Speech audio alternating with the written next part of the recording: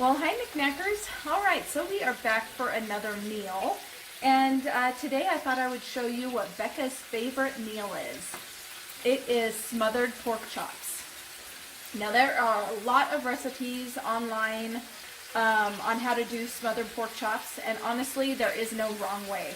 Smothered pork chops, I don't care how you make them, are going to be delicious. But this just happens to be Bekah's favorite. So she's been wanting some, and so I decided that we had on hand what we needed to make them, and so I'm going to make them.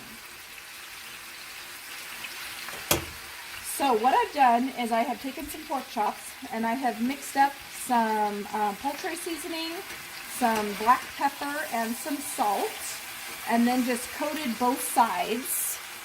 I had some oil in a pan that I heated up, and now I'm just browning the pork chops.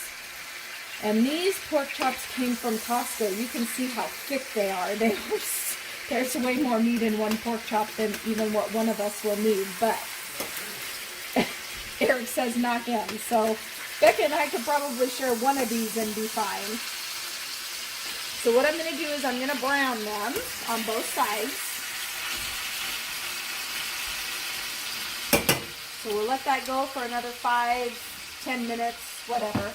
And then over here I have 3 probably medium to small onions.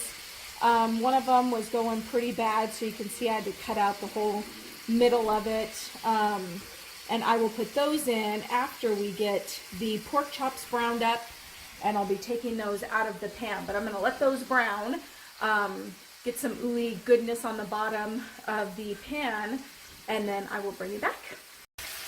So our pork chop should be browned enough. Oh yeah, look at that. Beautiful. Kind of stick them to the bottom of the pan. Just work them off. Oh yeah, that's gorgeous. That is going to be delicious. And what I'm doing, normally I just make enough of these for a meal. But today, because there's so many in a Costco pack, I'm making enough for 2 meals. So now what we'll do is we will put our onions in.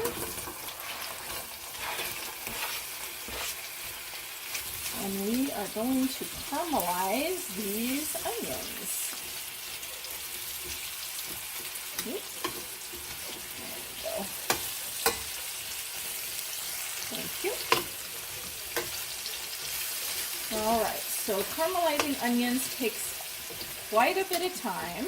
Probably going to take 10-15 minutes to get these cooked down. So I'm going to keep working these, and I will bring you guys back when we are moving on to the next step.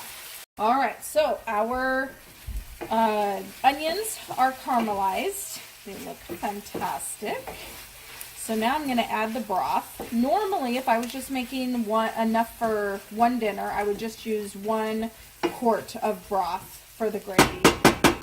But I'm making enough for 2. So I'm going to put in 2 quarts. And then we're just going to hope and pray that there's enough room for the pork chops. Which there may not be.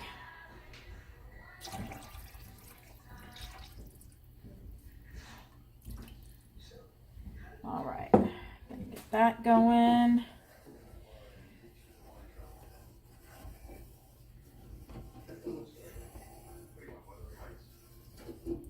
We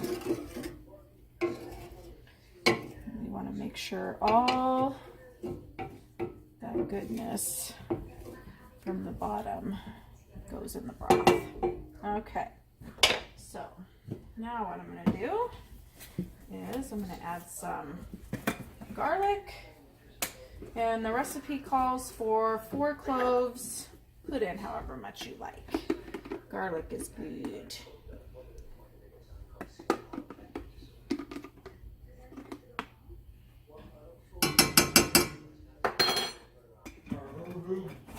There's that. Having a wonderful Christmas time. Wrong time of year, honey. Not on here. All right, now we put the pork chops in the gravy, if there's room.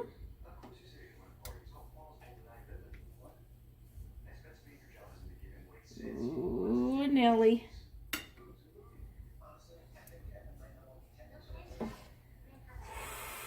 Guys.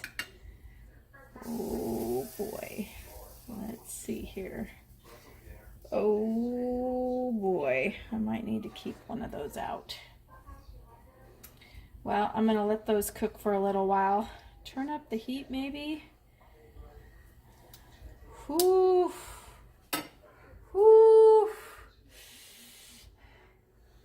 In fact, I might even just do 3 tonight, and then Bekah's cooking dinner tomorrow or warming it up, so maybe she can finish some gravy for them tomorrow, because I really don't want that spilling over into the...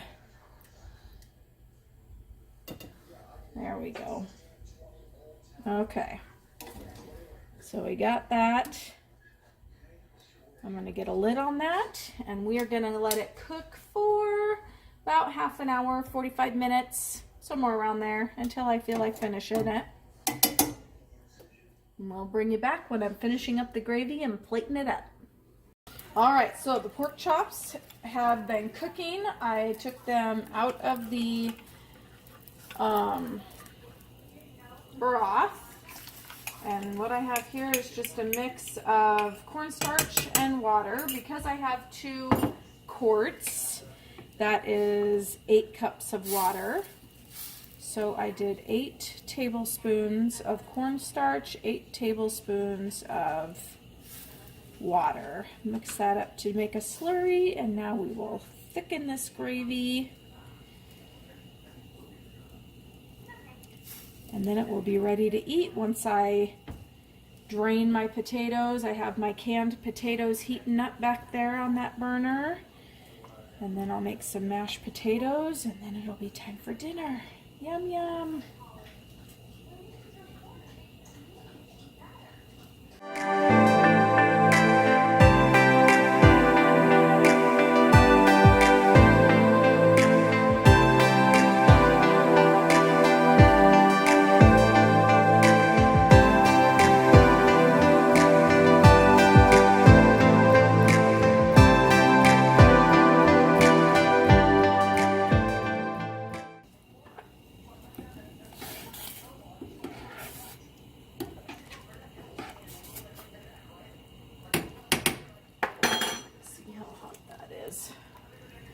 I know my pork chops were 189, so they're definitely done. Ooh, potatoes are hot. Good.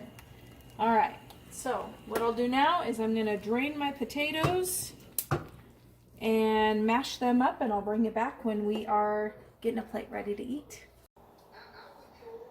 All right, so I've mixed up the potatoes. The gravy's still a little runny, but that's okay. And what I did was I just drained the potatoes, mashed them up with some sour cream and chives, that mixture. Now the recipe for the gravy does call for some buttermilk, but I didn't put it in because I knew that I was putting the sour cream in the potatoes. So I just left it. All right, there we go. Should we do a taste test? Of course. Do you want to do the taste test? No. No? All right. All right, I'll do a taste test. Get some of that gravy on there. All right.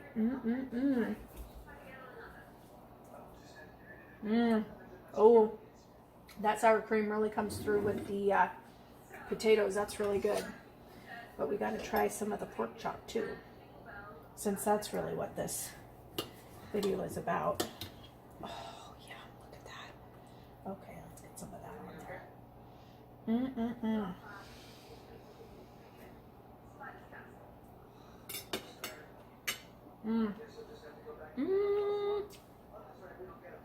So good.